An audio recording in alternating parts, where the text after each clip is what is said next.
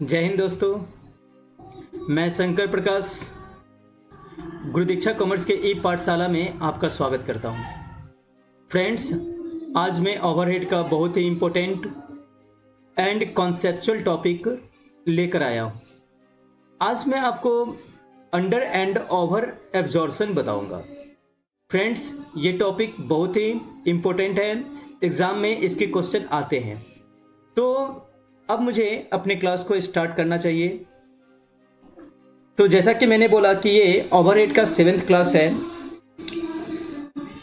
आज इसमें मैंने बताना है कॉन्सेप्ट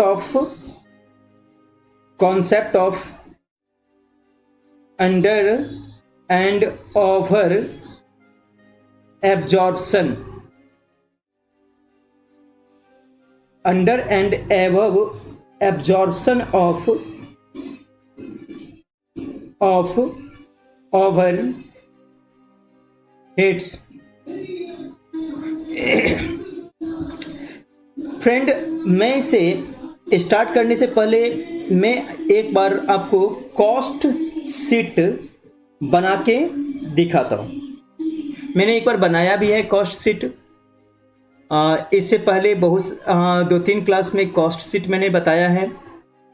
एक बार और मैं इसे कॉस्ट शीट बना के समझाता हूँ। एक्चुअली अगर हम कॉस्ट शीट को अच्छे से समझ गए और इससे अगर हम लोग कोरिलेट करें ओवर एंड अंडर एब्जॉर्प्शन से, तो ये टॉपिक बहुत अच्छे से क्लियर हो जाएगा। तो कॉस्ट शीट में हम लोग बनाए थे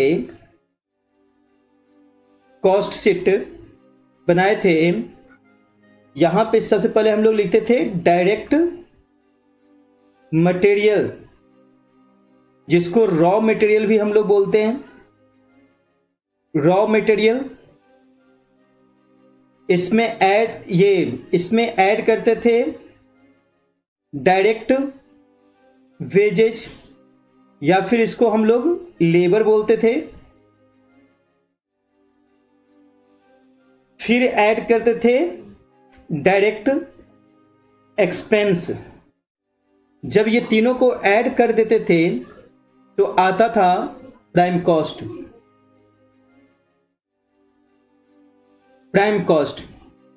इस प्राइम कॉस्ट में हम लोग ऐड करते थे factory overhead.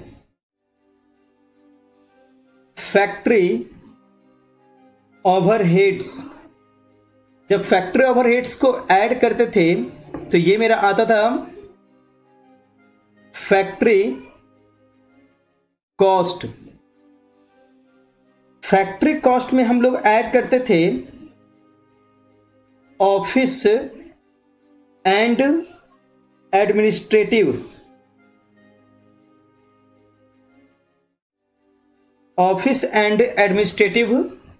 Overhead.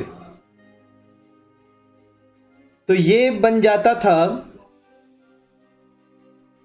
Cost of production.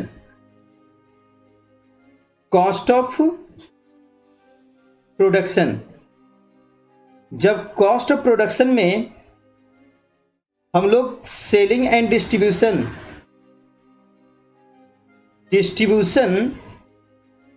Distribution overhead add करते थे, तो ये बन जाता था कॉस्ट ऑफ सेल, और इसको टोटल कॉस्ट भी बोलते थे। Total cost. और जब इसमें हम लोग ऐड करते थे प्रॉफिट, तो ये मेरा बनता था सेल। ये होता था सेल। और जब इसे हम पर यूनिट मैंने कितना प्रोडक्शन किया, टोटल कितना प्रोडक्शन किया, जब इसे हम टोटल प्रोडक्शन से नंबर ऑफ यूनिट से हम लोग डिवाइड करते थे, तो ये मेरा पर यूनिट सेलिंग प्राइस हो जाता था और सारा कॉस्ट पर यूनिट कॉस्ट कहलाता था। अब हम लोग का मेन कॉन्सेप्ट अब स्टार्ट होता है। एक्चुअली ये तो हम लोग पढ़ चुके थे, इससे पहले पढ़े थे। अब हम लोग का मेन कॉन्सेप्ट स्टार्ट होता है। फ्रेंड्स, हम लोग इमेजिन करते हैं, मान लीजिए एक होटल है, होटल में ये एग्जिस्टिंग होटल है, कई सालों से चल रहा है होटल, 2-3 साल से ये होटल चलता आ रहा है। होटल का बिजनेस, एक्चुअली हम लोग कोई भी बिजनेस के प्रॉफिट एंड लॉस या कॉस्ट वगैरह सब 1 साल के लिए निकालते हैं। तो मान लीजिए कि होटल अगर चलता आ रहा है, तो साल के अंत में अगर मुझे पर यूनिट कॉस्ट निकालना है, पर थाली कॉस्ट निकालना है, तो मेरे लिए आसान होगा, क्योंकि हम निकाल सकते हैं कि भाई एक थाली में रॉ मटेरियल कितना लगता है, वेजेस कितना लगता है, डायरेक्ट एक्सपेंस कितना लगता है, टोटल ओवरहेड कितना इनकर्ड हुआ है, फैक्ट्री ओवरहेड, इसको निकाला जा सकता है, ऑफिस एंड एडमिनिस्ट्रेटिव ओवरहेड कितना इनकर्ड हुआ, इसे निकाला जा सकता है total, selling and distribution overhead कितना हुआ टोटल, इसे निकाला जा सकता है, और हम प्रॉफिट कितना कमाएं, इसे निकाला जा सकता है। तो साल के अंत में अगर हम टोटल कॉस्ट अगर निकालना चाहे तो हम निकाल सकते हैं। इससे मेरा प्रॉफिट निकल जाएगा, सेल निकल जाएगा। और अगर मान लीजिए कि अगर मैं पर यूनिट कॉस्ट भी निकालना चाहूं साल के अंत में, ईयर के एंड में, तो इसे निकालना आसान होगा इस सेंस से, चूंकि सारा कॉस्ट इनकर्ड हो चुका हुआ है और बिल के आधार पे, जो बिल है उस बिल के आधार पे मुझे कॉस्ट निकाल लेना है, तो ये आसान होगा। फ्रेंड, हम आपसे एक क्वेश्चन पूछना चाहते हैं। अगर मान लीजिए आप एक होटल स्टार्ट करने वाले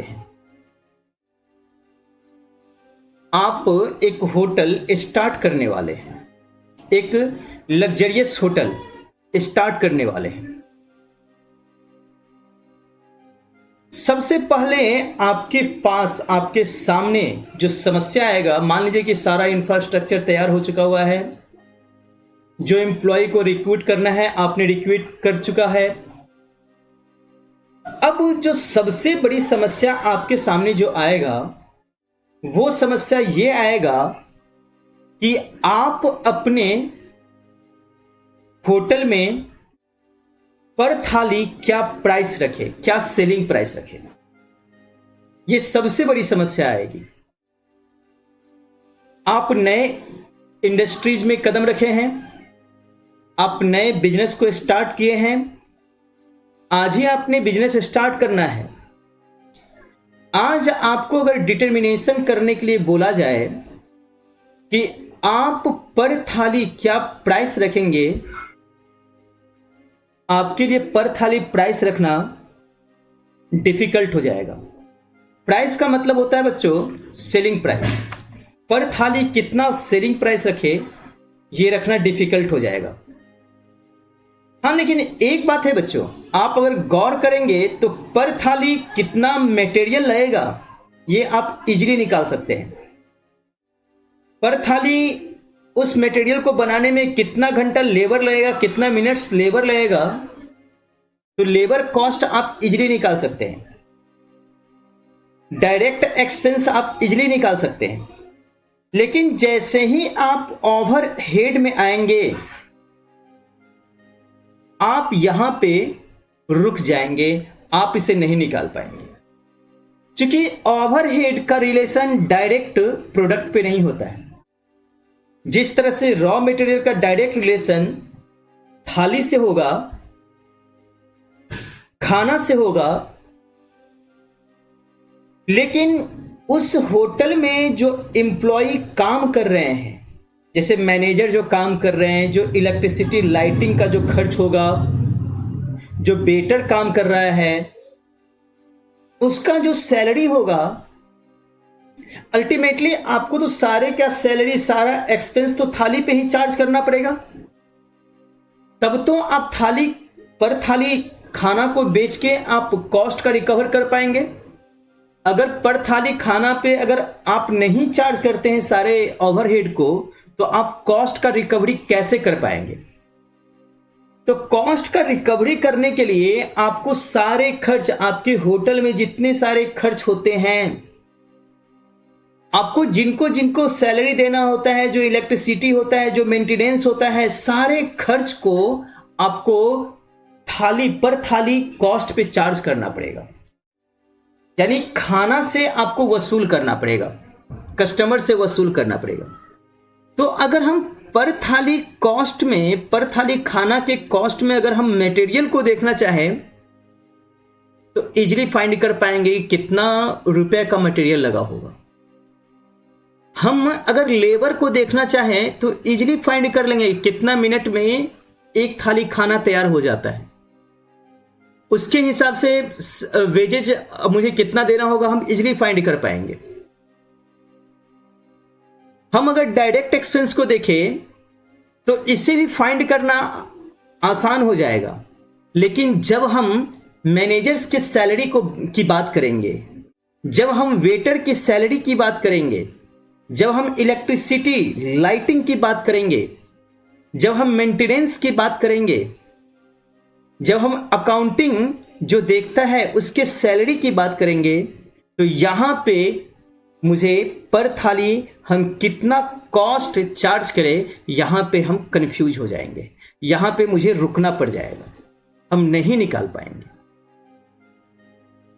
तो फ्रेंड, ऐसे सर्कमस्टांसेज में क्या हम कितना ये प्राइस रखें अपने पर थाली कॉस्ट, पर थाली खाना का कॉस्ट हम क्या रखें? क्या नहीं इसका कैलकुलेशन कर सकते हैं? तो ये कैलकुलेशन करना डिफिकल्ट है। तो ऐसे स्थिति में हम लोग क्या करते हैं, एक एस्टिमेटेड खर्च मान लेते हैं, एस्टिमेटेड खर्च मान लेते हैं कि सैलरी से इतना खर्च होगा, मेंटेनेंस में इतना खर्च होगा, इलेक्ट्रिसिटी में इतना खर्च होगा। एक एस्टिमेटेड खर्च हम लोग मान लेते हैं और उस खर्च से हम एक एस्टिमेटेड प्रोडक्शन मान लेते हैं। हम ये मान के चलते हैं कि मुझे पूरे एक साल में 1,00,000 थाली खाना बेचना है। उसके हिसाब से हम पूरे 1,00,000 थाली का रॉ मटेरियल का पूरा खर्च निकाल लेते हैं, डायरेक्ट वेजेज का खर्च निकाल लेते हैं, डायरेक्ट एक्सपेंस का खर्च निकाल लेते हैं। यहां पे तो ये निकालना, पर यूनिट खर्च निकालना मेरे लिए आसान होता है। लेकिन सैलरी वगैरह सब जो हम लोग देंगे, तो ओवरऑल पूरा एक साल में टोटल कितना सैलरी जाएगा, वो पूरे सैलरी को हम दे देंगे, पूरे स्टाफ के खर्च को हम लोग दे देंगे, पूरे इलेक्ट्रिसिटी एक्सपेंस को दे देंगे। आफ्टर दैट हम लोग टोटल एक एस्टिमेटेड एक्सपेंस को देंगे। फिर हम लोग क्या करेंगे, एक एस्टिमेटेड टोटल कॉस्ट निकालते हैं। फिर उस कॉस्ट से टोटल प्रोडक्शन, मुझे जितना थाली बेचना है उतने थाली से हम डिवाइड कर देंगे, तो मेरा पर थाली कॉस्ट मेरा निकल जाएगा। तो अब यहां पे ये एक एस्टिमेटेड हमने क्या किया, एक एस्टिमेटेड हमने कॉस्ट निकाला। और एस्टिमेटेड कॉस्ट कैसे निकाला, एक एस्टिमेटेड एक्सपेंस को, टोटल एक्सपेंस को लिया, उस एस्टिमेटेड टोटल एक्सपेंस से टोटल मैंने कितना यूनिट प्रोड्यूस करना है, कितना यूनिट मुझे बेचना है, मैंने उससे डिवाइड कर दिया, तो मेरा इससे निकल जाता है कि पर यूनिट कॉस्ट मेरा क्या पड़ेगा, वो मेरा निकल जाता है। तो बच्चों, ये जो कॉस्ट मेरा पर यूनिट रेट जो निकला है, ये रेट मेरा क्या है, ये एस्टिमेटेड रेट है। लेकिन अब मुझे एक चीज बताइए, आज आप साल के शुरू में, स्टार्टिंग में आज आप एस्टिमेटेड रेट निकाले हैं, क्या ये एस्टिमेटेड रेट आपका वही रहेगा? कितने % की गारंटी है? क्या आपका एस्टिमेटेड रेट चेंज नहीं हो सकता है? क्या आपने जो स्टाफ का सैलरी, पूरे एक साल का सैलरी जो माना है, क्या आपको पूरे एक साल उतना ही सैलरी देना पड़ेगा? पूरे साल हो सकता है कोई नए स्टाफ को अपॉइंट करना पड़ जाए, हो सकता है कि साल में ड्यूरिंग द ईयर आपका कोई स्टाफ छोड़ के चला जाए। हो सकता है जो मेंटेनेंस पे आपका जो कुछ खर्च हो रहा है वो खर्च और बढ़ जाए। हो सकता है जो इलेक्ट्रिसिटी का आपने जो एस्टिमेशन खर्च रखा है, एस्टिमेटेड खर्च, वो खर्च बढ़ जाए या घट जाए। तो आपका जो रेट होगा, अगर इसके बढ़ने या इसके घटने से आपका रेट में भी फर्क पड़ेगा। तो बच्चों यहां पे मैंने क्या देखा कि यहां पे एक एस्टिमेशन के बेसिस पे मैंने एक रेट डिटरमाइन किया कि मुझे पर यूनिट या पर थाली इतना ही रुपया पैसा वसूल करना है। सपोज डेट आपने सारे खर्च को आपने ये सोचा कि मुझे पूरे साल में 1 लाख थाली सेल करना है और पूरे साल में आपका जो टोटल कॉस्ट पड़ा वो टोटल कॉस्ट आपका 1 लाख थाली का टोटल कॉस्ट आपका 1 करोड़ रुपया पड़ा, सब कुछ लेके, सैलरी वगैरह सब कुछ लेके 1 लाख थाली का कॉस्ट आपका 1 करोड़ रुपया पड़ा। आपने क्या किया, आपने एक रेट निकाला कि मुझे किस रेट से थाली का प्राइस रखना है। आपने एक रेट निकाला, तो रेट कैसे निकालेंगे? Total cost divided by number of unit. आपने ऐसे ही आपको क्या करना है, कॉस्ट निकालना है, ये पर यूनिट रेट निकालना है। तो आपका क्या हुआ, 1 करोड़ डिवाइडेड बाय 1 लाख थाली। तो इससे आपका पर थाली क्या कॉस्ट पड़ा, 100 रुपया। ये कॉस्ट आपने कब निकाला, साल के शुरू में। ये कॉस्ट आपका पर थाली कॉस्ट क्या है, एस्टिमेटेड कॉस्ट। तो ये 100 रुपया जो आया, ये 100 रुपया ही रिकवरी रेट कहलाता है। इस 100 रुपया को हम लोग रिकवरी रेट बोलते हैं, यानी टेक्निकली इसे ओवरहेड रिकवरी रेट बोलते हैं। ओवरहेड रिकवरी रेट बोलते हैं। तो बच्चों अगर आपसे ये पूछा जाए कि ओवरहेड रिकवरी रेट कैसे निकालते हैं, तो आपने बोलना है कि एस्टिमेटेड टोटल खर्च डिवाइडेड बाय एस्टिमेटेड प्रोडक्शन। जब आप एस्टिमेटेड टोटल खर्च को टोटल प्रोडक्शन से, एस्टिमेटेड टोटल प्रोडक्शन से डिवाइड करते हैं, तो वो जो रेट आता है वो रेट ही आपका क्या कहलाता है, ओवरहेड रिकवरी रेट। अब देखिए ये ओवरहेड रिकवरी रेट जो आप निकालते हैं, इसका कई सारे तरीका से आप निकाल सकते हैं। जैसे कि मैंने अभी कैसे निकाला, नंबर ऑफ थाली से डिवाइड कर दिया। ये तो होटल इंडस्ट्रीज है, होटल कंपनी है, होटल बिजनेस है, तो आप नंबर ऑफ थाली से आप इसे निकाल लेंगे। लेकिन मान लीजिए कोई अगर ये प्रोड्यूसिंग यूनिट है, मैन्युफैक्चरिंग कंसर्न है, तो वहां पे आपने कैसे निकालना है, या तो सर आप आउटपुट के बेसिस पे निकाल सकते हैं कि टोटल कितने आपने प्रोड्यूस किया उसके बेसिस पे, या फिर आप मटेरियल टोटल कितना कंज्यूम किया उसके बेसिस पे आप ओवरहेड रिकवरी रेट निकाल सकते हैं, या टोटल डायरेक्ट लेबर कितना लगा, पर मतलब कितना टोटल डायरेक्ट लेबर कितना आवर लगा आप उसके अकॉर्डिंग लगा सकते हैं, या डायरेक्ट लेबर कॉस्ट कितना इनकर्ड हुआ आप उसके बेसिस पे आप ओवरहेड रिकवरी रेट निकाल सकते हैं, या फिर आप डायरेक्ट एक्सपेंस के बेसिस पे ओवरहेड रिकवरी रेट निकाल सकते हैं, या फिर प्राइम कॉस्ट के बेसिस पे। यानी ये जो है ना ओवरहेड रिकवरी रेट आप हर इंडस्ट्रीज में, हर कंपनी में अलग अलग ढंग से इसे निकाला जा सकता है। मान लीजिए कि मुझे रिकवरी करना है, मैंने सोचा, मैं होटल की ही बात करता हूं, मैंने सोचा कि भाई चलो मुझे जो रिकवर करना है, मेरा कितना एक थाली में कितना चावल लग रहा है उसी के बेसिस पे हम रिकवर कर ले। हम इसके बेसिस पे भी रिकवर कर सकते हैं। मुझे ओवरहेड रिकवरी रेट निकालना है, उसमें हम कुछ और ऐड कर देंगे तो वो मेरा प्रॉफिट हो जाएगा, और जब प्रॉफिट को हम जोड़ देंगे तो मेरा सेलिंग प्राइस आ जाएगा, हम उतना ही पे बेचेंगे। तो आपके दिमाग में ये आएगा कि सर हो सकता है कहीं आपको लॉस हो जाए। तो बच्चों लॉस कैसे होगा, मैं तो प्रॉफिट ले रहा हूं ना कुछ। अगर मान लीजिए कि 10 यूनिट बेचे, 10 थाली बेचे तो मुझे लॉस हो सकता है, 100 थाली बेचे तो मुझे लॉस हो सकता है, 1 लाख थाली बेचे तो लॉस हो सकता है, लेकिन कोई ना कोई ऐसा वॉल्यूम जरूर आएगा जिसको बेचने के बाद मुझे प्रॉफिट आ जाएगा। तो ये हो, जैसे कि मान लीजिए कि हम एक होटल का हम सोच रहे हैं कि हम चावल कितना खर्च हो रहा है उसके बेसिस पे रिकवरी रेट निकाल रहे हैं, तो कोई ये सोच रहा होगा कि भाई टोटल मेरा प्राइम कॉस्ट कितना इनकर्ड हुआ, लेबर, डायरेक्ट एक्सपेंस, डायरेक्ट ये मटेरियल कितना लगा, उसके बेसिस पे हम रिकवरी रेट निकाल दें। तो हर इंडस्ट्रीज का अपने अपने हिसाब से, हर कंपनी अपने अपने हिसाब से वो रिकवरी रेट निकाल सकती है। तो रिकवरी रेट निकालने का जो मेथड्स है वो 2 मेथड्स है। ओवरहेड रिकवरी रेट निकालने का 2 मेथड्स है। एक तो है बेस्ड ऑन वैल्यू, और दूसरा जो है बेस्ड ऑन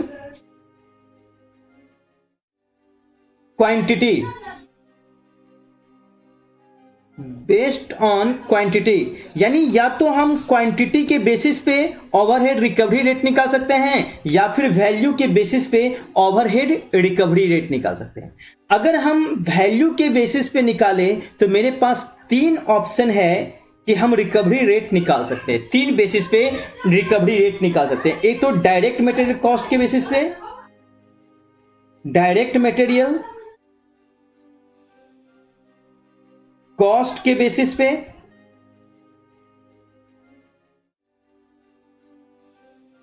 दूसरा डायरेक्ट लेबर कॉस्ट के बेसिस पे,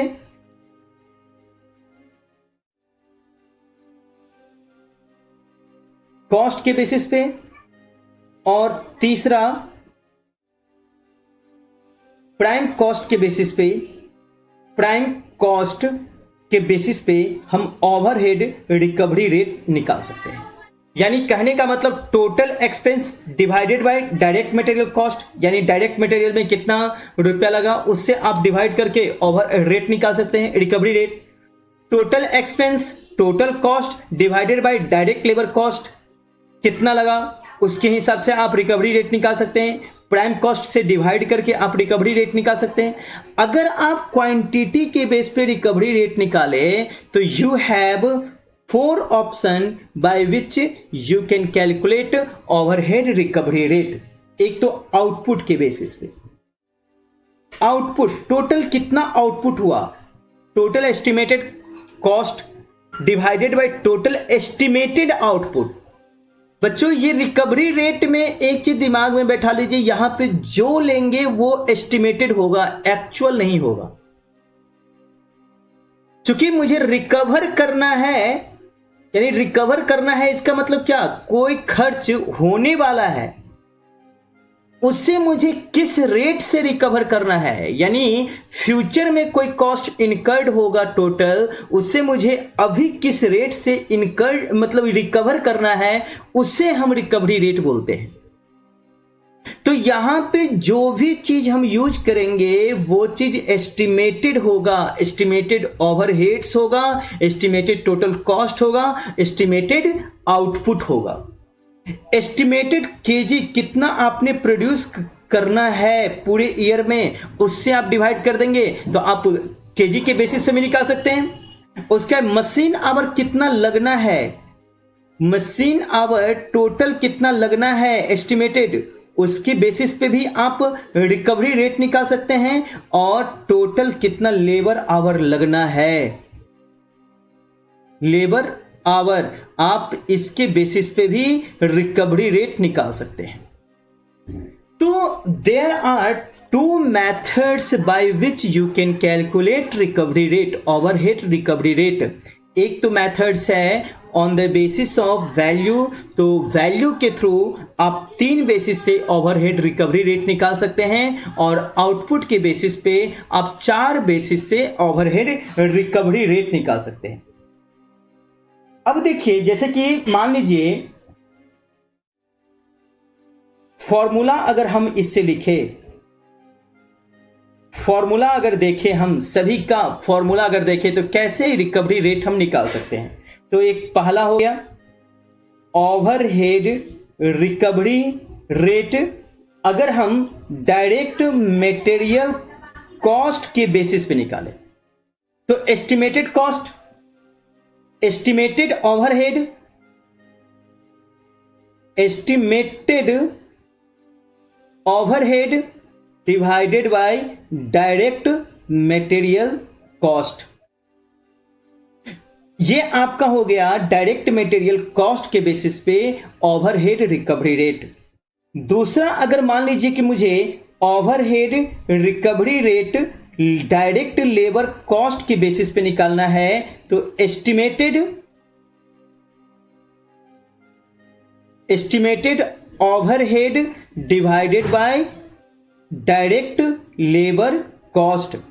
अगर मुझे प्राइम कॉस्ट के बेसिस पे निकालना है, प्राइम कॉस्ट के बेसिस पे overhead recovery rate prime cost के बेसिस पे निकालना है तो मैं कैसे निकालूंगा? Estimated overhead divided by prime cost. इसी तरह से अगर मुझे आउटपुट के बेसिस पे निकालना है ओवरहेड रिकवरी रेट आउटपुट के बेसिस पे, तो मुझे कैसे निकालना है? Estimated overhead divided by estimated output, estimated output. मुझे अगर निकालना है केजी के बेसिस पे overhead recovery rate on the basis of KGs अगर निकालना है तो estimated overhead divided by KG, कितना केजी मैंने प्रोड्यूस किया उससे अगर हम डिवाइड कर देंगे तो ये मेरा हो जाएगा एस्टिमेटेड ओवरहेड रिकवरी रेट। अगर मुझे मशीन आवर के बेसिस पे निकालना है overhead recovery rate on the basis of machine hours, तो इसके बेसिस पे मुझे निकालने के लिए मुझे क्या करना पड़ेगा? Estimated overhead divided by machine hours. कितना मशीन आवर लगा। फिर अगर मुझे लेबर आवर्स के बेसिस पे ओवरहेड रिकवरी रेट निकालना है, overhead recovery rate labour our के बेसिस पे, तो हम निकालेंगे estimated overhead divided by labour our, labour our. तो बच्चों अब आप समझ गए होंगे कि आपको कैसे रिकवरी रेट निकालना है। तो इस तरह से हम रिकवरी रेट निकाल लेते हैं। अब बच्चों बात यहां पे ये आता है कि मैंने जो रिकवरी रेट निकाला वो सब क्या है? एस्टिमेशन के बेसिस पे निकाला। मैंने एस्टिमेटेड कॉस्ट लिया, एस्टिमेटेड प्रोडक्शन टोटल कितना यूनिट मुझे प्रोड्यूस होना है एस्टिमेटेड, वो मैंने ले लिया। इससे मेरा जो रेट आया या रिकवरी रेट आया वो मेरा आया, कुछ मेरा रेट आ गया, एस्टिमेटेड रेट आ गया। अब यहां पे जो एस्टिमेटेड रेट मेरा कुछ आया, जो रिकवरी मैंने एस्टिमेटेड जो टोटल खर्च मेरा जो हुआ और टोटल एस्टिमेटेड जो मैंने प्रोडक्शन मैंने जो करना है उससे मैंने recovery rate, estimated recovery rate निकाल लिया। अब बच्चों यहां पे बात ये आती है कि मान लीजिए कि अब हम साल के अंत में चले गए, अब मुझे एक्चुअल कॉस्ट पता चला, एक्चुअल प्रोडक्शन मुझे पता चला, मैं रिकवर जो कर रहा हूंगा, मैंने एस्टिमेशन सपोज जो मैंने होटल इंडस्ट्रीज का, मैंने अपने होटल कंपनी का जो मैंने रिकवरी रेट निकाला था 100 रुपया, मैंने एस्टिमेशन किया था कि मुझे 1 लाख थाली खाना बेचना है।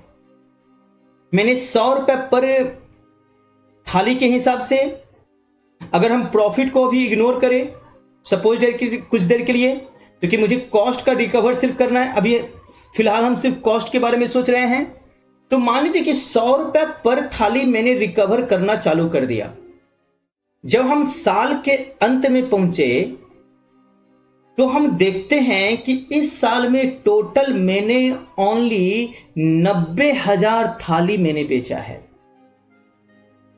और एक्चुअल जो मेरा कॉस्ट जो इनकर्ड हुआ, एक्चुअली चूंकि हो सकता है कि कुछ प्राइस इन्फ्लेशन हो गया हो सकता है किसी का सैलरी में मतलब ज्यादा देना पड़ गया हो, इलेक्ट्रिसिटी ज्यादा कंज्यूम हो गया हो, तो इन सब वजहों से मेरा एक्चुअल जो एक्सपेंस हुआ वो कुछ और हुआ एक्सपेंस।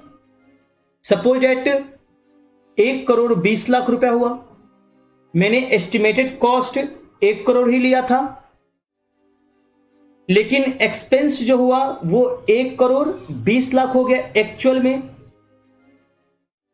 मैंने पर यूनिट जो रिकवर जो मैंने करना था वो 100 रुपए पर थाली मुझे रिकवर करना था, उसके हिसाब से मैंने 90,000 का रिकवर किया, यानी 90 लाख रुपए रिकवर मैंने कर लिया रिकवर के हिसाब से।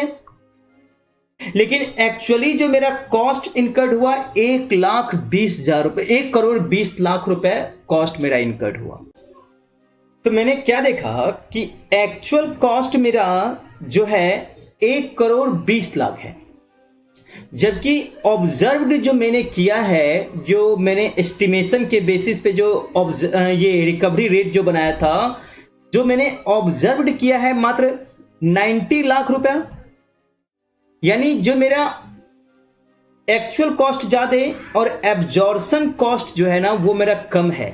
जब ऐसा सिचुएशन होगा, यानी रिकवरी कॉस्ट मेरा कम है और एक्चुअल कॉस्ट ज्यादा है, जब ऐसा सिचुएशन होगा तो ये अंडर रिकवर किया। मैंने क्या बोला कि मैं अंडर रिकवर कर रहा हूं, मैं पूरे 1,20,00,000 रिकवर नहीं कर पाया, मैं तो अंडर रह गया, अंडर रिकवर कर पाया। तो इसको हम लोग बोलते हैं अंडर रिकवरी या अंडर एब्जॉर्प्शन बोलते हैं। उसी तरह से मान लीजिए सपोज डेट मैंने रिकवरी रेट 100 रुपए निकाला, एस्टिमेशन कॉस्ट और एस्टिमेशन प्रोडक्शन के हिसाब से मैंने रिकवरी रेट 100 रुपए निकाला। अब जब साल के अंत में आए तो मैंने देखा कि मैं टोटल 1,20,000 यूनिट मैंने प्रोड्यूस किया, और मेरा जो टोटल एक्चुअल कॉस्ट जो मेरा हुआ वो मेरा मात्र 90 लाख रुपया हुआ। अब बच्चों यहां पे देखिए, एक्चुअल कॉस्ट मात्र 90 लाख और रिकवर्ड कॉस्ट के हिसाब से आपने 1,20,00,000 रिकवर किया। तो यहां पे एक्चुअल कॉस्ट जो कम है आपका, आपने ज्यादा रिकवर कर लिया, तो इसको हम लोग बोलते हैं ओवर रिकवरी। तो आइए बच्चों, अब हम लोग थोड़ा नोट कर ले। टॉपिक का नाम लिखेंगे कॉन्सेप्ट ऑफ अंडर या over recovery, over absorption. Concept of under या ओवर एब्जॉर्प्शन, या फिर recovery of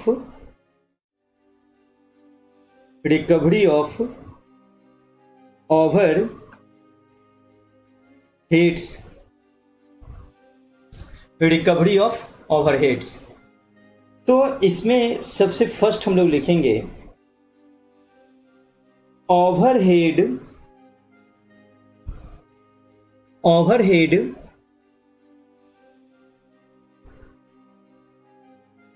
when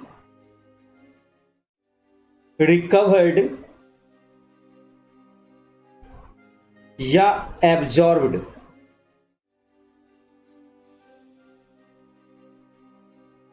through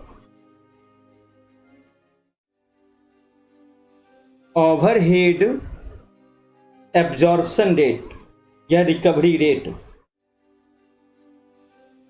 recovery rate, इसको हम लोग एब्जॉर्प्शन रेट भी बोलते हैं। Absorption rate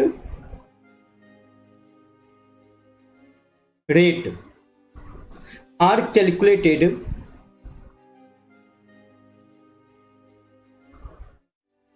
calculated on the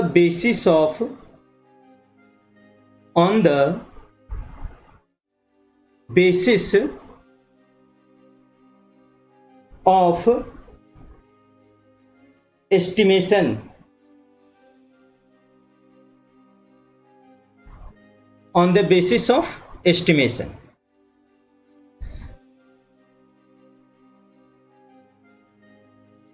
estimation क्या हो सकता है, जैसे कि ये that is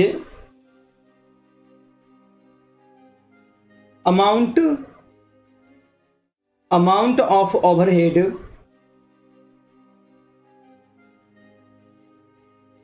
and the basis of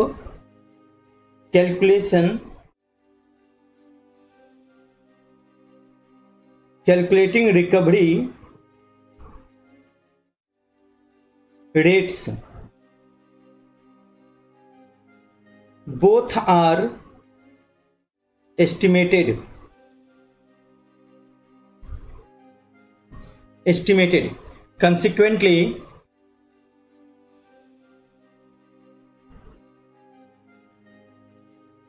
Consequently the actual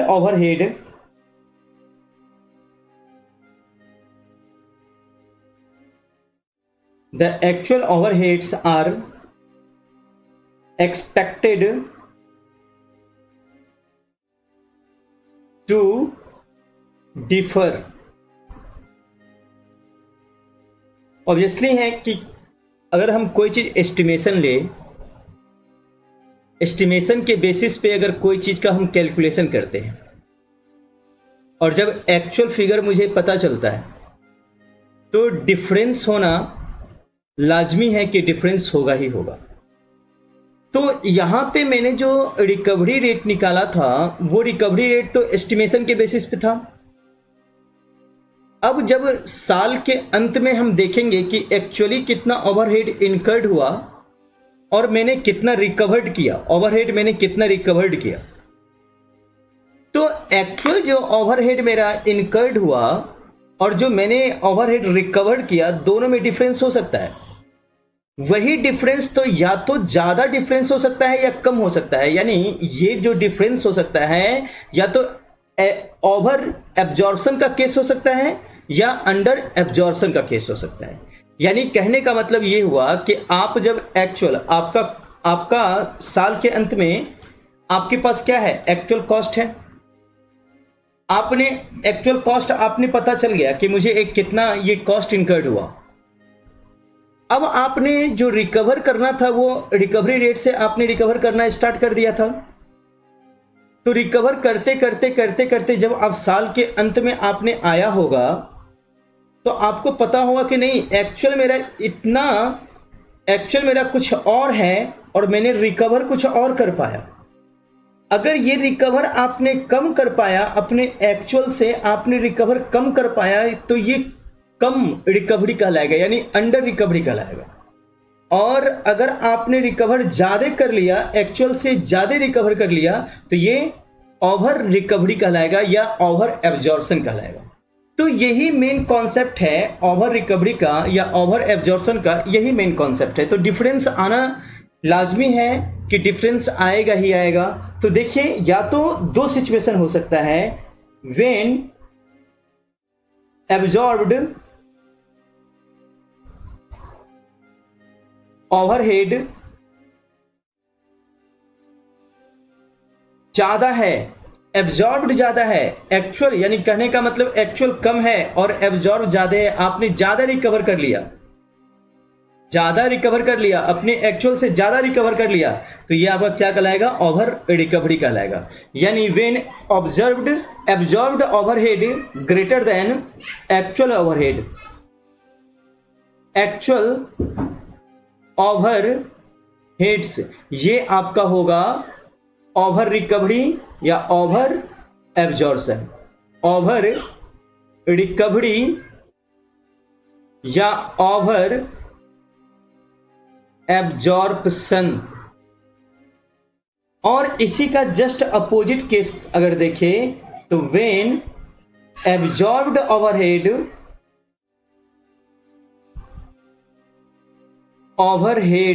अगर कम होगा, यानी आपने कम एब्जॉर्ब्ड किया, एक्चुअल कुछ और इनकर्ड हुआ था, एक्चुअल ज्यादा इनकर्ड हो गया था और आपने एब्जॉर्ब्ड कम कर दिया, यानी कम किया, एब्जॉर्ब कम कर सका, तो यहां पे आपने क्या किया, अंडर रिकवरी किया, यानी एक्चुअल ओवरहेड से कम हो रहा है ओवरहेड, तो ये आपका होगा अंडर रिकवरी या फिर अंडर एब्जॉर्प्शन। तो अब आप लोग पूरे एकदम क्रिस्टल क्लियर हो गया होगा कि ओवर रिकवरी और अंडर रिकवरी किसको बोलते हैं। तो बच्चों यहां पे एक चीज मैं बता दूं, अभी जो आपने रिकवरी रेट निकाला था, जो कि रिकवरी रेट निकालने का बहुत सारे बेसिस मैंने बताया था, डायरेक्ट मटेरियल कॉस्ट के बेसिस पे भी आप निकाल सकते हैं, डायरेक्ट लेबर कॉस्ट के बेसिस पे भी निकाला जा सकता है, फिर प्राइम कॉस्ट के बेसिस पे निकाल सकते हैं, मशीन आवर के बेसिस पे निकाल सकते हैं, लेबर आवर के बेसिस पे निकाल सकते हैं। तो ये जो रिकवरी रेट आपने जो निकाला था, ये किसके लिए निकाला था, ये आपने ओवरहेड के लिए निकाला था। आपका क्वेश्चन इस तरह से रह सकता है, क्वेश्चन में ऐसा दिया जा सकता है कि डायरेक्ट मटेरियल कुछ है, डायरेक्ट मटेरियल पर केजी का रेट दिया रहेगा, डायरेक्ट लेबर का रेट दिया रहेगा, आपको निकालना है ये दिया रहेगा कि ये लेबर आवर रेट के हिसाब से, लेबर कॉस्ट रेट के हिसाब से रिकवरी एब्जॉर्प्शन रेट निकालना है और उसके हिसाब से फैक्ट्री ओवरहेड को एब्जॉर्ब करना है। तो यहां पे डायरेक्ट मटेरियल, डायरेक्ट लेबर इसको ऐड कर देंगे तो ये आपका हो जाएगा प्राइम कॉस्ट, और यहां उसके बाद आपको ऐड करना है फैक्ट्री ओवरहेड। तो यहां पे जो फैक्ट्री ओवरहेड आपने ऐड करना है, ये फैक्ट्री ओवरहेड कहां से आएगा, जो आपने एब्जॉर्ब करके लिया है पर यूनिट, वो आपका फैक्ट्री ओवरहेड होगा। तो इस तरह से जब फैक्ट्री ओवरहेड को आप ऐड कर देंगे तो ये आपका फैक्ट्री ऑन कॉस्ट निकल जाएगा। तो एक क्वेश्चन में आपको बता देता हूं, एक क्वेश्चन में बना के दिखा देता हूं कि कैसे बनाते हैं हम लोग रिकवरी रेट से कोई क्वेश्चन कैसे बनाते हैं। सपोज दैट एक क्वेश्चन है, यहां पे एक क्वेश्चन दे रखा है, ये मैं क्वेश्चन आपको पढ़ के दिखा देता हूं, दिख रहा है, हाँ सर दिख रहा है क्वेश्चन। चलिए यहां पे दे रखा है, चलिए देखिए, in a certain department of factory there are 2 workshops, यानी कोई फैक्ट्री है जिसका कोई डिपार्टमेंट है, उस डिपार्टमेंट में 2 वर्कशॉप है। वर्कशॉप बच्चों बोलते हैं जहां पे मैन्युफैक्चरिंग एक्टिविटी होता है। The total departmental overhead for the year is 12,000 रुपए, 12,000 दिया हुआ है। टोटल डिपार्टमेंटल ओवरहेड 12,000 दिया हुआ है, पूरे साल के लिए 12,000 दिया हुआ है, ये एस्टिमेशन है। And the estimated number of direct labour our is 24,000 और एस्टिमेटेड लेबर आवर भी दिया हुआ है 24,000। एस्टिमेटेड देखिए यहां पे दे रखा है total departmental overhead. Departmental overhead का मतलब फैक्ट्री ओवरहेड की बात कर रहा है। डिपार्टमेंटल ओवरहेड का मतलब हो गया फैक्ट्री ओवरहेड। तो फैक्ट्री ओवरहेड 12,000 है और 24,000 रुपया एस्टिमेटेड डायरेक्ट लेबर आवर है। तो यानी रिकवरी रेट क्या हो जाएगा, 0.5 रुपीज, यानी आपका रिकवरी रेट 50 पैसा हो जाएगा। अब यहां पे दे रखा है 50 पैसा पर आवर, चूंकि लेबर आवर है, डायरेक्ट लेबर आवर दे रखा है, तो आप जो रिकवरी रेट जो निकलेगा ये आपका ये आवर में निकलेगा। तो 50 पैसा पर आवर रिकवरी रेट आया। अब बोल रहा है from the particulars given below calculate the prime cost and work cost. आपको जो नीचे जो पर्टिकुलर दिया हुआ है इससे आपको प्राइम कॉस्ट निकालना है और वर्क कॉस्ट निकालना है of the work order number 54 which passes through both workshop. जो वर्क ऑर्डर नंबर दिया हुआ है वो बोलता है कि ये जो प्रोडक्ट जो पासिस होगा ये दोनों वर्कशॉप से पास होता है। तो बोल रहा है कि मटेरियल कंज्यूम 100 रुपया हुआ, डायरेक्ट लेबर आवर जो है वर्कशॉप ए में 8 घंटा काम चला जिसमें 60 पैसा पर आवर के हिसाब से काम हुआ, वर्कशॉप बी में 5 घंटा काम चला जिसमें 75 पैसा पर लेबर आवर के हिसाब से काम चला। साइलेंट कर देते हैं फोन को, फोन मेरा ये रह गया था। हाँ अब चलिए तो देखिए इस तरह से आपका ये डायरेक्ट लेबर का ये दे रखा है, पूरा इंफॉर्मेशन दे रखा है। अब क्वेश्चन का थर्ड पॉइंट बोल रहा है कि work overhead are to be levied by means of a direct labour, ये डायरेक्ट लेबर आवर रेट, यानी जो वर्क्स कॉस्ट वर्क्स ओवरहेड जो कैलकुलेट आपको करना है वो डायरेक्ट लेबर आवर रेट के हिसाब से कैलकुलेट करना है। तो बच्चों प्राइम कॉस्ट निकालने के लिए मुझे क्या करना पड़ेगा, डायरेक्ट मटेरियल और डायरेक्ट लेबर को मुझे ऐड करना पड़ेगा। यानी डायरेक्ट मटेरियल कितना है 100 रुपया, यानी पहले तो हम एक ये स्टेटमेंट बना देंगे, statement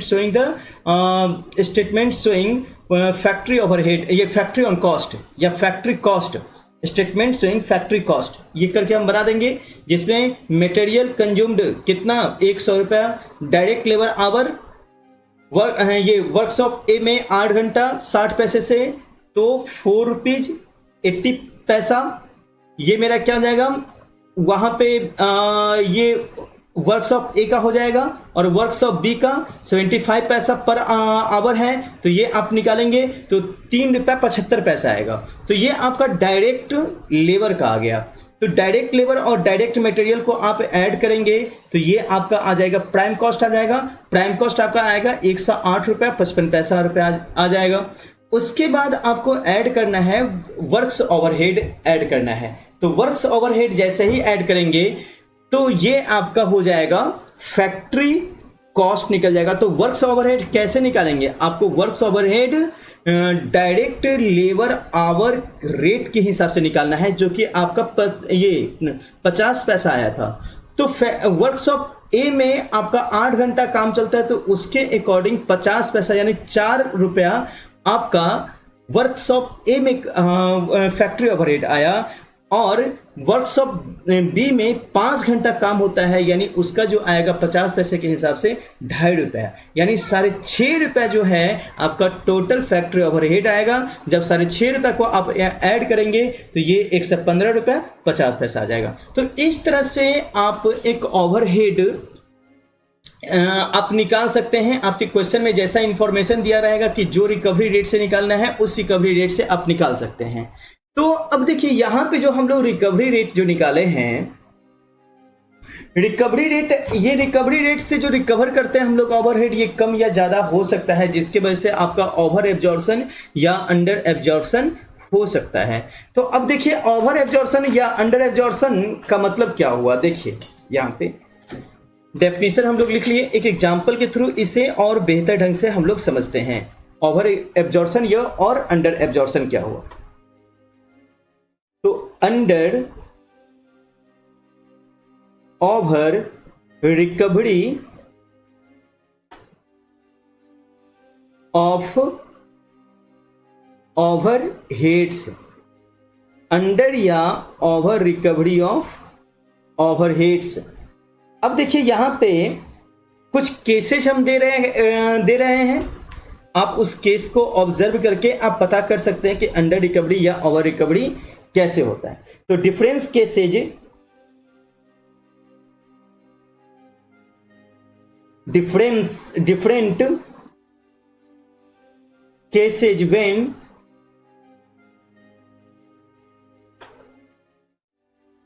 when the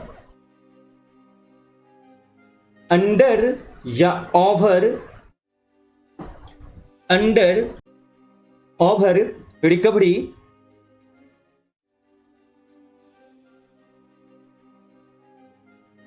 recovery of overhead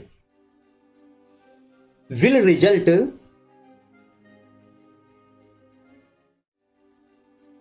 for example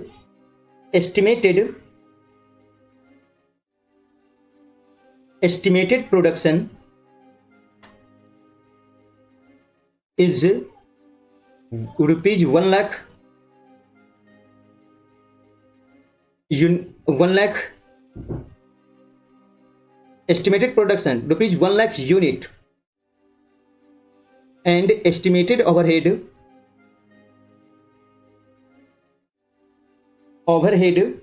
rupees 1 lakh. तो recovery rate, overhead recovery rate कैसे मतलब कितना होगा? ओवरहेड रिकवरी रेट हो जाएगा rupees 1 lakh divided by 1 lakh unit, यानी पर यूनिट कितना रुपया हुआ? 1 रुपया पर यूनिट हुआ, यानी 1 रुपया पर यूनिट आपको रिकवर करना है, पर यूनिट रिकवर करना है 1 रुपया। अब देखिए, मान लीजिए कि केस 1 हम लेते हैं, दूसरा पेन यूज कर ले, चलिए ठीक है, दूसरा पेन यूज करते हैं, केस 1 लेते हैं अगर, और यहां पे दिया हुआ है कि एक्चुअल प्रोडक्शन, ये तो आपने एस्टिमेटेड प्रोडक्शन निकाला कि एस्टिमेटेड प्रोडक्शन आपने एस्टिमेट किया कि मुझे 1 लाख यूनिट प्रोड्यूस करना है, लेकिन एक्चुअल प्रोडक्शन जो है, actual production is rupees 90,000, actual production is 90,000 units and actual overheads is rupees 1 lakh. यानी जब साल के अंत में आए तो आप देखें कि एक्चुअल प्रोडक्शन जो था वो 90,000 यूनिट हुआ था, लेकिन एक्चुअल ओवरहेड जो इनकर्ड हुआ था वो 1 लाख ओवरहेड इनकर्ड हुआ था। तो आपने क्या देखा? देखिए, आपने देखा ये, आप जो रिकवर जैसे इससे आपने प्रोडक्शन किया होगा, सपोज डेट कि हम अगर ये होटल इंडस्ट्रीज की बात करते हैं, होटल की बात करते हैं, क्योंकि हम लोग एग्जाम्पल होटल का ही लिए थे, तो सपोज मान के चलते हैं कि आपने 1 रुपया पर थाली कॉस्ट रखा था, 1 रुपया मात्र मान लेते हैं, चलिए कुछ देर मानने के लिए क्या जाएगा, अभी तो 1 रुपया में कुछ नहीं मिलेगा, लेकिन इस इलास्ट्रेशन को अगर हम लोग को रिलेट करें उससे तो बेहतर ढंग से समझ में आ जाएगा। मान के चलते हैं कि 1 रुपया मैंने एक थाली के लिए, एक थाली भोजन के लिए 1 रुपया डिटरमाइन किया था कि मुझे 1 रुपया लेना है। तो आपने टोटल एक्चुअली कितना थाली बेचा है? 90,000 थाली बेचा है। तो 90,000 थाली, पर थाली एक थाली बेचे होंगे 1 रुपया आ गया होगा, 2 थाली बेचे होंगे 2 रुपया आ गया होगा। इसी तरह से बेचते बेचते बेचते बेचते पूरे ईयर में आप 90,000 थाली बेचे तो आपको 90,000 रुपया आया, जबकि एक्चुअली जो आपने कॉस्ट इनकर्ड किया है, एक्चुअल ओवरहेड जो इनकर्ड हुआ है वो 1 लाख हुआ है, और आपने 1 रुपया से जो रिकवर किया है वो आपका मात्र 90,000 रिकवर हो पाया। यानी आपने रिकवर कम किया या ज्यादा किया? तो आपने रिकवर कम किया, इसलिए अंडर रिकवरी हो जाएगा, under recovery of overhead.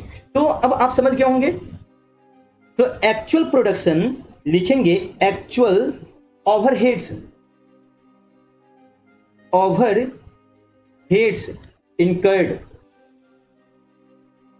Actual कितना ओवरहेड इनकर्ड किया था? 1 लाख रुपीज ओवरहेड इनकर्ड हुआ था, और जबकि आपने रिकवर किया कितना किया था? ओवरहेड रिकवर्ड 90,000 यूनिट 1 रुपए की दर से आप रिकवर करना चालू किए थे पूरे साल के लिए, तो 90,000 आपने रिकवर कर पाया। यानी ये 10,000 जो आपने नहीं रिकवर कर पाया, इसके वजह से आपने अंडर रिकवर किया, 10,000 नहीं रिकवर कर पाया। इसे आप ये भी बोल सकते हैं अदर वे में कि मैंने 10,000 रिकवर नहीं कर पाया, तो इसको बोलते हैं अंडर रिकवरी। जो आपने रिकवर नहीं कर पाया, इसको अंडर रिकवरी ऑफ ओवरहेड बोलेंगे, अंडर रिकवरी ऑफ ओवरहेड्स। अब देखिए, एक दूसरा हम एग्जांपल लेते हैं, केस 2। एक्चुअल प्रोडक्शन जो है ना, actual production is 1 lakh unit. आपने एक्चुअली 1 लाख यूनिट प्रोडक्शन किया था, यूनिट्स, एंड एक्चुअल ओवरहेड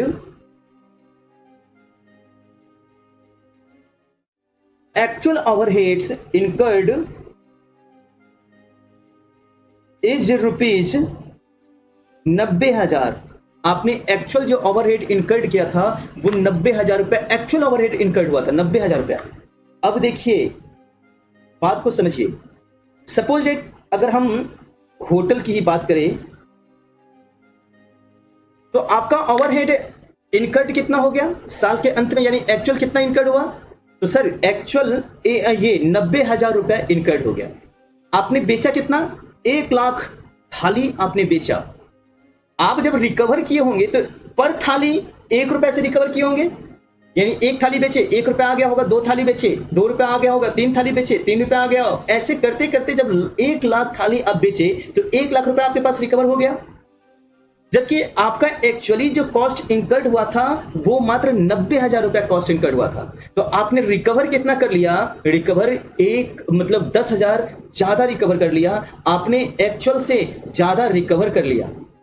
तो ये जो ज्यादा जो रिकवर किए इसी को ओवर रिकवरी बोलते हैं, ज्यादा जो रिकवर किए इसी को ओवर रिकवरी बोलते हैं। तो एक्चुअल ओवरहेड इनकर्ड कितना इनकर्ड हुआ, 90,000 लेस ओवरहेड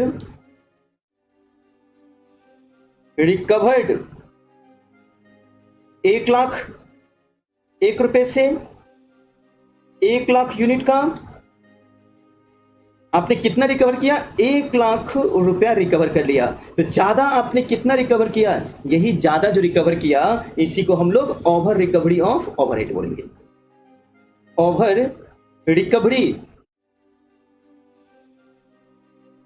ऑफ ओवरहेड, यानी कम रिकवर किया तो अंडर रिकवरी, ज्यादा रिकवर किया तो ओवर रिकवरी। Very simple. एक और हम एग्जांपल लेके चलते हैं, एक और केस हम लोग देखते हैं। केस नंबर 3, केस नंबर 3 है कि एक्चुअल प्रोडक्शन दिया हुआ है,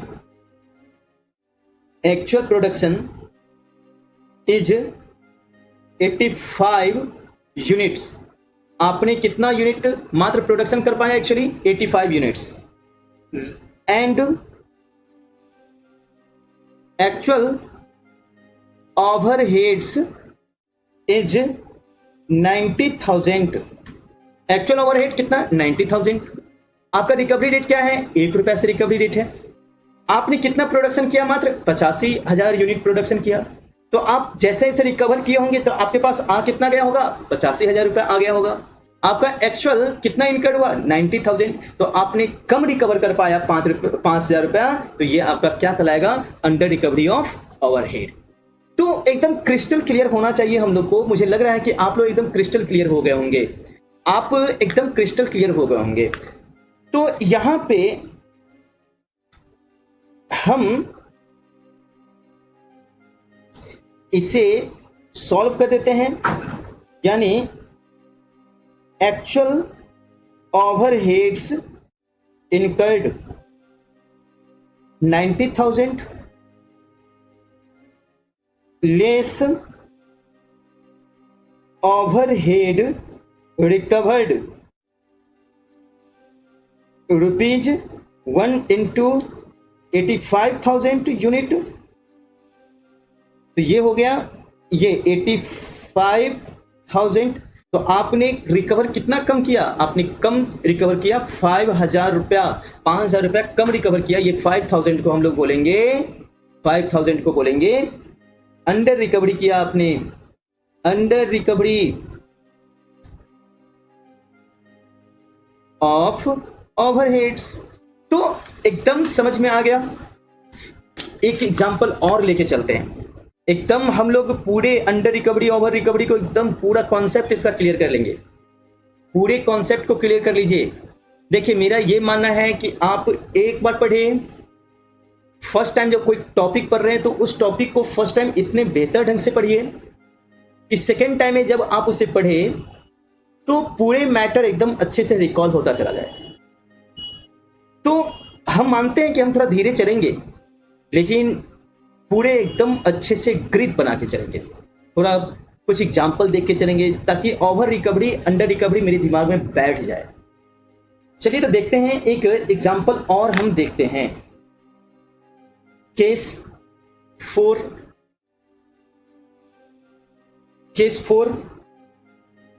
इसमें एक्चुअल प्रोडक्शन मैंने किया है is 90,000 unit and actual overhead incurred जो हुआ है इनकर्ड ₹90,000। देखिए आपने इनकर्ड किया, एक्चुअल ओवरहेड इनकर्ड भी हुआ 90,000 और आपने प्रोडक्शन भी किया 90,000। तो जो आपका रिकवरी रेट था ₹1, आप 90,000 जो प्रोडक्शन किए यूनिट आप रिकवर किए होंगे, एक रुपए से रिकवर करते चले गए होंगे। जब आप पूरे 90,000 बेचे होंगे तो अपने रिकवरी रेट के हिसाब से आपके पास कितना रुपया आ गया? 90,000। और संयोग इतना बेहतर था कि आप एक्चुअली 90,000 इनकर्ड भी हुआ था, आपका 90,000 ओवरहेड इनकर्ड भी हुआ था। तो यहां पे क्या हुआ ना, आप ओवर रिकवर कर पाए ना अंडर। जितना पैसा आपका इनकर्ड हुआ था एक्चुअल में उतना पैसा आपने रिकवर कर लिया, तो जीरो रिकवरी।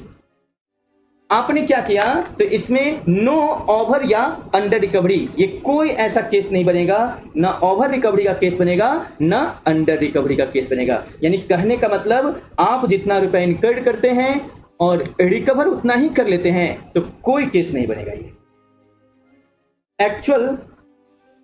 एक्चुअल ओवरहेड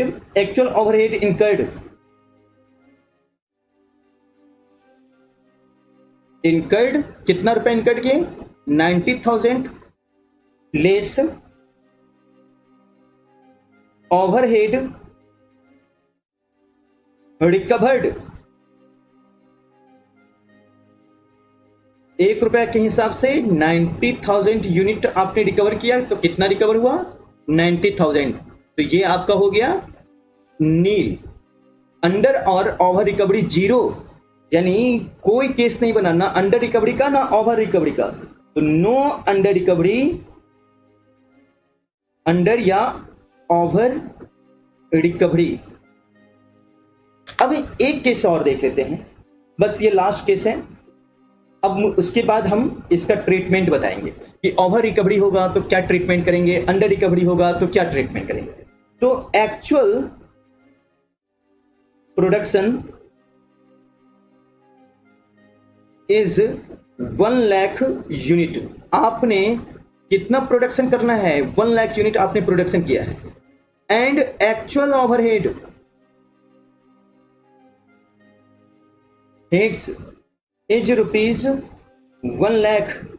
संयोग बेहतर है, आपने जितना प्रोडक्शन किया है 1 लाख यूनिट को जब बेचे होंगे ₹1 से, तो आपके पास रिकवर कितना हो गया? 1 लाख रिकवर हो गया। और संयोग बेहतर था कि एक्चुअली जो ओवरहेड आपने इनकर्ड किया था वो भी 1 ही लाख रुपया इनकर्ड किया था। तो यहां पे लिखेंगे एक्चुअल ओवरहेड इनकर्ड 1 लाख और लेस ओवरहेड रिकवर्ड ₹1 से कितना? 1 लाख यूनिट को आपने बेचा होगा, ₹1 से कितना हुआ? 1 लाख हुआ। तो आपने ना ज्यादा रिकवर किया न कम रिकवर किया, जितना आपका एक्चुअल इनकर्ड हुआ था उतना ही आपने रिकवर किया। तो there is no case of under and over recovery of overhead. तो अंडर और ओवर रिकवरी ऑफ ओवरहेड का केस नहीं बना इसमें। यानी बच्चों मुझे उम्मीद है कि आप अच्छे ढंग से इसे क्लियर कर लिए होंगे। अब मैं इसके ट्रीटमेंट के बारे में देखता हूं, इसका ट्रीटमेंट क्या है। अच्छा, ट्रीटमेंट देखने से पहले इसका हम लोग कॉस्ट अकाउंटिंग में कैसा ट्रीटमेंट करते हैं वो देखने से पहले एक बार ये देखते हैं कि आखिर वो क्या रीजन है कि अंडर और ओवर रिकवरी हो जाता है। ओवरहेड का या तो कभी हम कम रिकवर कर पाते हैं या कभी हम ज्यादा रिकवर कर पाते हैं, ज्यादा रिकवर कर लेते हैं। आखिर वो क्या रीजन है? क्योंकि आपने अभी देखा, मैंने आपको समझाया कि ये जो रिकवरी रेट होता है ये आप एस्टिमेशन के बेसिस पे रिकवर करते हैं। तो आपने एस्टिमेशन किया रहा होगा कि मुझे इस बार ये जो पूरे 1 lakh unit 1 lakh KG raw material purchase करना है। सपोज डेट आपने ये एस्टिमेशन किया होगा कि 1 लाख केजी रॉ मटेरियल करना है 10 रुपए के हिसाब से। लेकिन आपने ये जो एस्टिमेशन किया वो पास्ट ईयर के बेसिस पे एस्टिमेशन किया। जब आप परचेज करने गए होंगे तो हो सकता है कुछ यूनिट आपको 10 रुपए के हिसाब से मिल गया हो, लेकिन पूरे साल वो यूनिट 10 रुपए के हिसाब से ही मिलेगा ऐसा तो जरूरी नहीं है। 11 रुपया हो गया होगा, 12 रुपया होगा या फिर 9 रुपया 8 रुपया हो गया होगा। तो इसकी वजह से आपका एस्टिमेटेड, आप जो एस्टिमेशन किया था कि मुझे रॉ मटेरियल इतना रुपया का लगना है, आपका एस्टिमेशन एक्चुअल से डिफर कर गया। जब एस्टिमेशन आपका एक्चुअल से डिफर करेगा तो यही तो अंडर या ओवर रिकवरी हो जाएगा। यानी कहने का मतलब आखिर वो क्या क्या रीजन है जिसके वजह से ओवरहेड या तो कम आप रिकवर कर पाते हैं या फिर ज्यादा रिकवर कर पाते हैं। यानी ओवरहेड या तो अंडर रिकवरी होता है या ओवर रिकवरी होता है। तो देयर आर सम कॉजेज, जो कॉज है जिसकी वजह से ओवरहेड अंडर रिकवरी या ओवर रिकवरी होता है, उस कॉज को हम लिखते हैं। तो लिखेंगे there are some causes due to over recovery or under recovery of overheads। यानी कुछ ऐसे कॉजेज हैं जिसके वजह से अंडर रिकवरी या ओवर रिकवरी ओवरहेड का हो जाता है। तो वो क्या कॉज है? फर्स्ट कॉज लिखेंगे wrong estimation.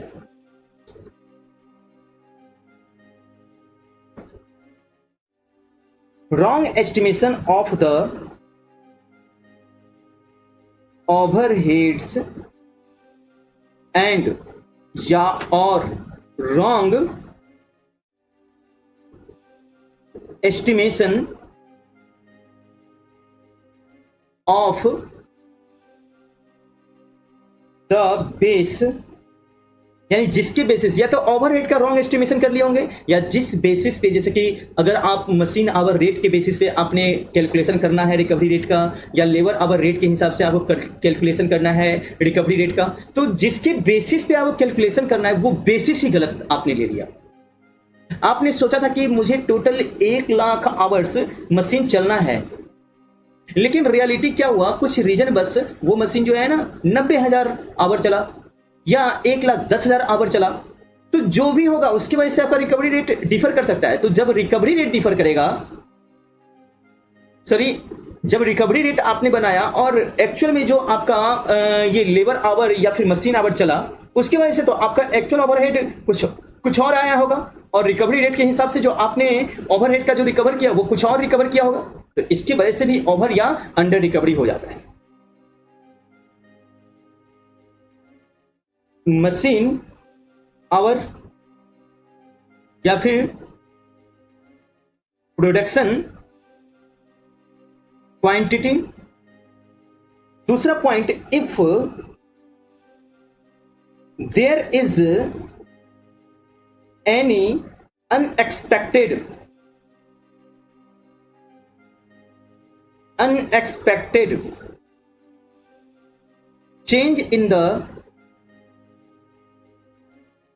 change in the level of production due to sudden or seasonal change in demand,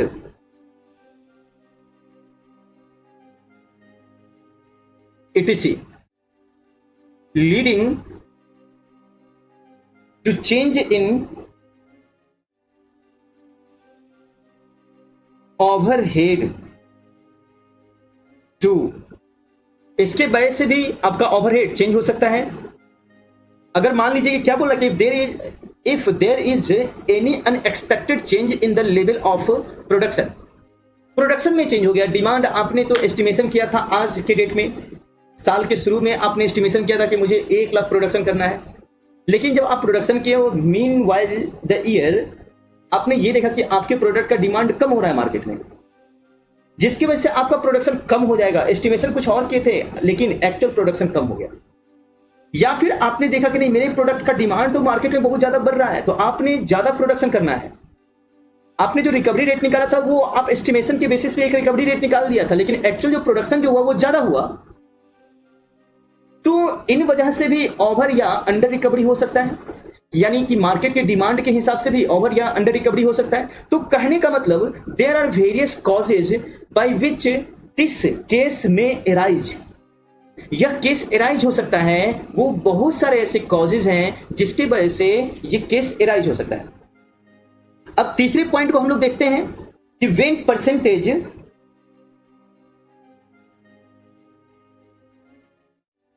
percentage on direct material और on direct labour is used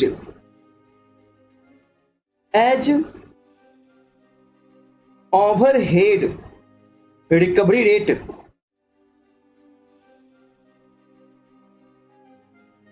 but and there is significant change in the price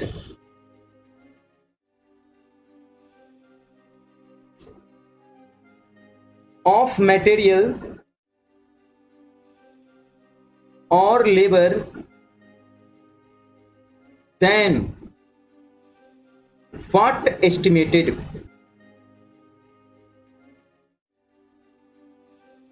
यानी आपने जो price लिया था estimation के time में वो price ही change हो गया, आपने जो परसेंटेज लिया था वो परसेंटेज चेंज हो गया। अब आपका ये ओवरहेड जो रिकवर हुआ और एक्चुअल ये चेंज हो सकता है। तो इसी तरह से हम लोग देखें, अब नेक्स्ट देखते हैं कि इफ टेक्नोलॉजी और production process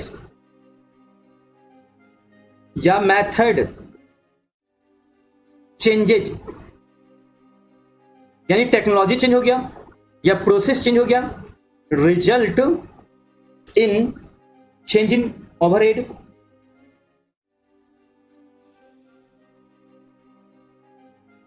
overhead last one, if the amount of overhead changes due to unexpected change in direct tax rates or other duties on machinery etc।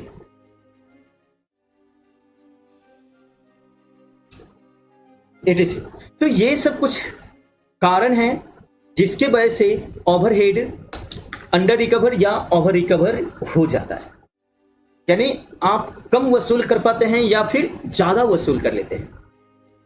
तो ये सब कुछ रीजन था जिसकी वजह से ये सब होता है।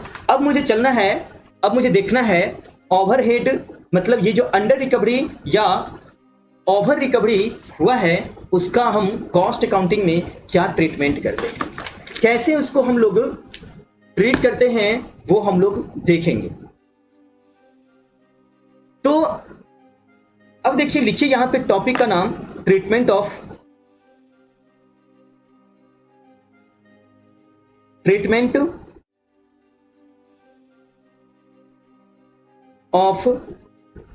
Over and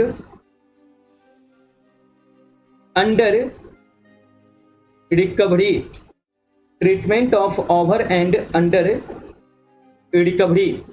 the the various alternative available are various alternative available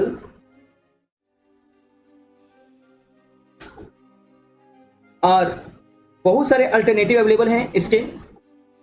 जैसे कि अब हम लोग क्या करेंगे, ये जो ओवर रिकवरी किए या अंडर रिकवरी किए, आप देखिए आपका कॉस्ट अकाउंटिंग, आपने जो प्रोडक्ट पे जो आपका एक्चुअल जो कॉस्ट हुआ, सपोज दैट कि आपने रिकवरी रेट 1 रुपया निकाला था, 1 लाख प्रोडक्शन यूनिट पे एस्टिमेशन किया था कि 1 लाख प्रोडक्शन यूनिट मुझे बनाना है, और 1 लाख आपने एस्टिमेशन किया था कि 1 लाख ओवरहेड इनकर्ड होगा। तो इसके बेसिस पे आपका जो रिकवरी रेट हुआ था वो 1 रुपया रिकवरी रेट हुआ, ठीक है। एक्चुअल में आपने जो इनकर्ड, आपका जो ओवरहेड इनकर्ड हुआ वो आपका ओवरहेड इनकर्ड हुआ 1 लाख रुपया, एक्चुअल इनकर्ड हुआ 1 लाख रुपया, और यूनिट आपने जो प्रोडक्शन किया वो 90,000 रुपया यूनिट प्रोडक्शन किया। तो आपने जो रिकवर किया होगा वो 90,000 यूनिट का 1 रुपये के हिसाब से रिकवर किया होगा, यानी आपने रिकवर किया क्या, 90,000 रुपया रिकवर किया, और आपका एक्चुअल ओवरहेड इनकर्ड हुआ 1 लाख रुपया। यानी कहने का मतलब क्या हुआ कि जो एक्चुअल ओवरहेड है ना, इसको आप सिंपल लैंग्वेज में देखिए तो ये एक्चुअल ओवरहेड को टेबल मान लीजिए, और जो रिकवर कर रहे हैं टेबल के ऊपर जो बिछाते हैं वो मान लीजिए, वो क्लॉथ मान लीजिए, टेबल कवर मान लीजिए। तो आपका टेबल बड़ा है लेकिन क्लॉथ छोटा है, तो आपने रिकवर कम किया, यानी छोटा, अंडर रिकवरी हो गया। और अगर मान लीजिए कि आपका टेबल जितना बड़ा है उससे ज्यादा आपका क्लॉथ है, उसको कवर करने वाला जो कपड़ा है उससे बड़ा है, यानी आपने ओवर रिकवरी कर लिया। तो क्लॉथ को आप रिकवरी मान लीजिए और टेबल को आप ये एक्चुअल मान लीजिए। तो कहने का मतलब ये हुआ कि आपका, अगर मान लीजिए कि आपका जो एक्चुअल एक्सपेंस वो ज्यादा हुआ और रिकवरी आप कम किए, तो यहां पे अंडर रिकवरी जो हुआ, उस अंडर रिकवरी को आप क्या करेंगे, क्या ऐसे ही छोड़ देंगे? आपका जो प्रोडक्ट का जो प्राइस डिटर्मिनेशन होगा वो एक्चुअल के बेसिस पे होगा ना, वो तो एस्टिमेशन के बेसिस पे नहीं होगा। आपको तो एक्चुअल के बेसिस, एक्चुअल जो आपने ये इनकर्ड किया है पैसा उसके बेसिस पे होगा, जबकि आपने रिकवर कम किया है, 10,000 रुपया कम रिकवर हुआ है। अब आपको इसको कैसे एडजस्ट करना है, प्रोडक्ट में आप कैसे एडजस्ट करेंगे, अभी हम लोग वही चीज समझेंगे। तो देखिए बच्चों, एक वर्ड आता है सप्लीमेंट्री। सप्लीमेंट्री, आप लोग इस वर्ड को अच्छे से समझते होंगे। सप्लीमेंट्री क्या होता है? आप लोग हमेशा सुनते होंगे कि रिवाइटल एक सप्लीमेंट्री फूड का मेडिसिन है, या फिर आप सप्लीमेंट्री दवा हमेशा लेते हैं, सप्लीमेंट्री दवा। आखिर उसका क्या इंपॉर्टेंस होता है, सप्लीमेंट्री का क्या इंपॉर्टेंस होता है कि आप जो खाना खाते हैं उस खाना में आप हमेशा जो आपको बॉडी को चाहिए वो सारा चीज आप हमेशा नहीं लेते हैं। कभी प्रोटीन कम हो जाता है, कभी आप कार्बोहाइड्रेट कम लेते हैं, जिसकी वजह से आपका इम्बैलेंस हो जाता है, तो आप बीमार पड़ जाते हैं। तो उसको जो आपने कम खाया, जिस चीज का कम आपने लिया, जो चीज कम लिया आपने, आप ये फूड सप्लीमेंट्री अगर आप लेते हैं तो वो सारे चीज, वो बॉडी में आपकी सारी चीज को फुलफिल कर देता है जिसका आपको रिक्वायरमेंट है। तो इसीलिए देखिए सप्लीमेंट्री वर्ड का क्या मतलब है, सप्लीमेंट्री क्या होता है? सप्लीमेंट्री का मतलब हो गया कि जो कमी है उस कमी को एडजस्ट कर देना, उस कमी को पूरा कर देना।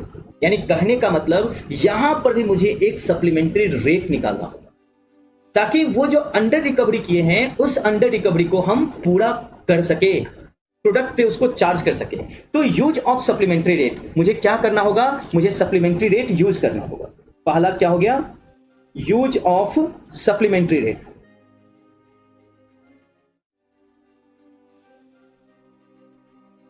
सप्लीमेंट्री रेट, अब ये सप्लीमेंट्री रेट हम कैसे निकालेंगे अभी जस्ट हम बताते हैं। एक तो सबसे पहले हमें क्या करना पड़ेगा? Computation of supplementary rate is nothing but a process of correction whereby an overhead absorption is brought down and under absorption is pushed। तो सप्लीमेंट्री का मतलब मैंने बताया ना कि ये एडजस्ट कर देता है, यानी अगर आप ओवर एब्जॉर्ब कर दिए, ओवर रिकवर कर दिए, तो ये आपको ब्राउट डाउन यानी आपको कम कर देगा। सप्लीमेंट्री रेट से आपको इसको कम कर देना पड़ेगा। अगर आप अंडर रिकवर किए तो इसको पुश करके ये आपके एक्चुअल तक ले जाएगा। Pushed up to the correct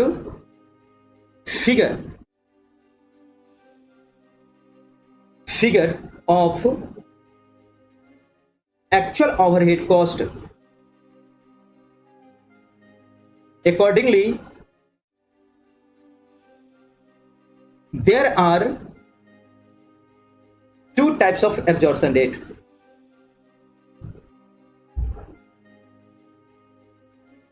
absorption rates एक तो पॉजिटिव सप्लीमेंट्री रेट और दूसरा क्या होगा, निगेटिव सप्लीमेंट्री रेट। और पॉजिटिव का मतलब क्या, आपको ऐड करना है इसको। पॉजिटिव का मतलब आपको ऐड करना है ऐसा सप्लीमेंट्री रेट जो आपको ऐड करके करेक्ट ओवरहेड पे चले जाना है, तो इसको हम लोग पॉजिटिव सप्लीमेंट्री रेट बोलेंगे। निगेटिव सप्लीमेंट्री रेट का मतलब आपको इसमें लेस करना है, यानी ऐसा सप्लीमेंट्री रेट कि आपको रिकवरी रेट को लेस करके एक्चुअल ओवरहेड पे चले जाना है। यानी ये दो तरह का होगा, एक तो पॉजिटिव सप्लीमेंट्री रेट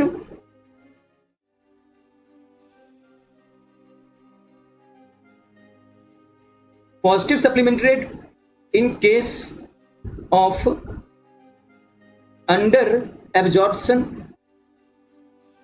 यानी पॉजिटिव का मतलब क्या, मुझे ऐड करना है, तो ये कहां पे, अंडर एब्जॉर्प्शन को ही के केस में ही ना आप ऐड करेंगे।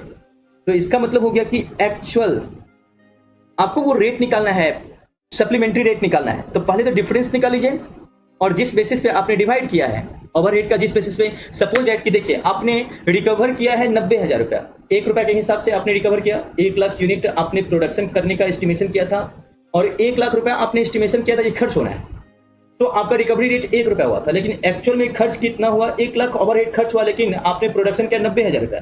तो रिकवर जब किए होंगे तो आपको रिकवर करते करते कितना, 90,000 रुपया आपने कलेक्शन कर लिया।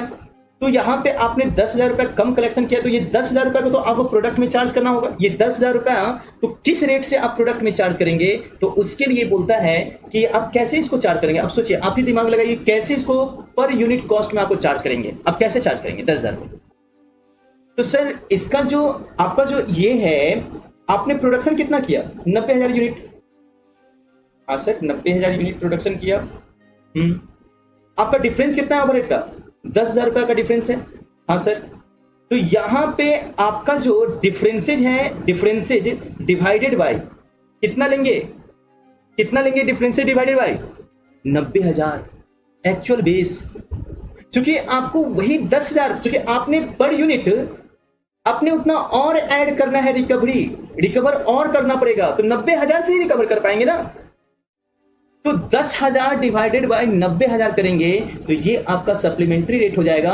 और इसको तो आपका ये हो जाएगा कितना, 10,000 डिवाइडेड बाय 90,000 करेंगे तो ये आपका हो जाएगा 10,000 डिवाइडेड बाय 90,000, तो 0.111 ये आपका सप्लीमेंट्री एडजस्टमेंट रेट आ जाएगा।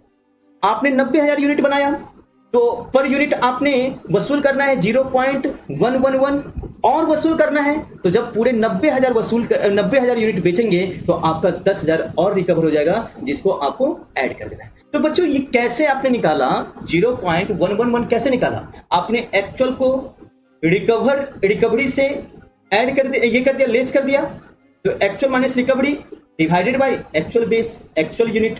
तो इसका फॉर्मूला क्या हो गया, तो actual overhead minus recovered overhead या absorbed overhead. Actual overhead minus absorbed overhead divided by actual base. तो ये पॉजिटिव अगर आपको ऐड करना है तो ये हो जाएगा, और अगर निगेटिव एडजस्टमेंट करना है, निगेटिव सप्लीमेंट्री रेट के केस में क्या करेंगे, in case of over absorption, अगर ओवर एब्जॉर्प्शन का केस है तो आप क्या करेंगे बच्चों, फिर से दिमाग लगाइए। आपने रिकवर कर लिया, आपने प्रोडक्शन कर लिया 1,20,000 यूनिट, और एक्चुअल जो ओवरहेड इनकर्ड हुआ था वो 1 लाख ओवरहेड इनकर्ड हुआ था, 1 लाख रुपए ओवरहेड इनकर्ड हुआ था। आपने 1,20,000 यूनिट बनाया, आप पर यूनिट 1 रुपए से रिकवर किए होंगे, तो रिकवर करते करते करते करते आपने 1,20,000 रुपया रिकवर कर लिया होगा, जबकि एक्चुअली खर्च हुआ था आपका 1 ही रुपया, सॉरी एक्चुअली खर्च हुआ था आपका 1 ही लाख रुपया। अब देखिए बच्चों, आपने रिकवर कितना कर लिया, 20,000 रुपया ज्यादा रिकवर कर लिया, तो इस 20,000 रुपया को आपको एडजस्ट करना पड़ेगा, इसको आपको घटा के 1 लाख पे लाना पड़ेगा, यानी आपको अपने रिकवरी रेट को घटाना पड़ेगा ताकि आप 1 लाख पे आ जाएं। तो आपने जो घटाना है, कम करना है, वो कैसे घटाएंगे, तो एब्जॉर्ब्ड ओवरहेड 20,000 रुपया कैसे निकालेंगे, absorbed overhead minus actual overhead, इससे आपका 20,000 रुपया निकल गया। पर यूनिट कितना घटाना, क्योंकि पर यूनिट के बेसिस पे आपको निकालना है ना, तो पर यूनिट कितना घटाना है, आपने एक्चुअल प्रोडक्शन कितना किया, तो एक्चुअल प्रोडक्शन आपने 1,20,000 यूनिट किया, आपका जो डिफरेंस ओवरहेड का जो डिफरेंसेज है वो 20,000 का है, तो पर यूनिट आपको कितना घटाना पड़ेगा ये आप निकाल लेंगे इजीली, यानी 20,000 डिवाइडेड बाई 1,20,000, यानी एक्चुअल बेस, ये differences difference overhead divided by actual base, यानी कैसे निकालना है, ये निकालना है 20,000 डिवाइडेड बाई 1,20,000, यानी आपको 0.1666 इतना पर यूनिट आपको कम रिकवर करना होगा, एडजस्ट करना होगा, यानी 1,20,000 ये कर दें तो ये आपका 20,000 रुपया आपको घटाना है। तो यहां पे 0.16666 कैसे निकाले आप, तो यहां पे आपने क्या किया, एब्जॉर्ब्ड ओवरहेड से माइनस कर दिया एक्चुअल ओवरहेड को, और डिवाइड कर दिया एक्चुअल आपने जितना प्रोडक्शन किया उससे डिवाइड कर दिया, एक्चुअल बेस से आपने डिवाइड कर दिया। तो क्या आपने निकाला, absorbed overhead over head minus actual over head divided by actual base. तो इस तरह से आपने क्या करना है, आपको सप्लीमेंट्री रेट निकालना है, इस तरह से आपने क्या करना है, सप्लीमेंट्री रेट निकालना है। अब इसको करेक्ट मुझे कैसे करना है, तो under absorption is corrected by using, देखिए सब कुछ मैंने समझा दिया है, सिर्फ इसको नोट करवा दे रहे हैं ताकि आप लोग के नोटबुक में ये नोट हो सके। Using positive supplementary rate that is the unrecovered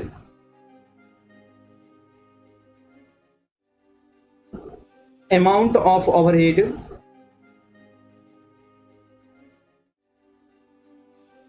cost is